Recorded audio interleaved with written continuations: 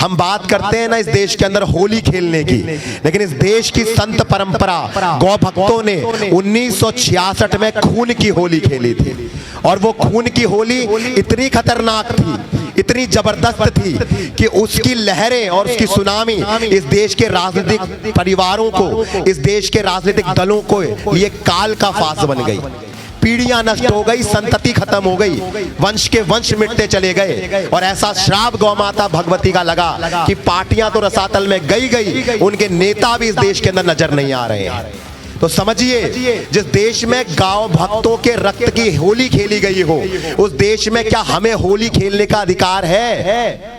क्या हम होली खेल सकते हैं? नैतिकता के स्तर पर देखें तो अगर हमारे धर्म सम्राट करपात्री जी महाराज जी के उस आंदोलन में जब गौ भक्तों को खून की गोलियां खिलाई गई, तो तब तक इस देश में किसी सनातनी को, किसी गौ भक्त को होली खेलने का अधिकार नहीं हो सकता जब तक इस देश में गौ माता की खून की होली नित्य खेली जाती है।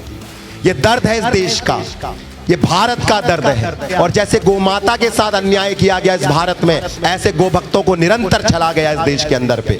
और कोई भी पार्टी, कोई भी दल इसमें एक भी अपवाद नहीं है भारत के अंदर पे।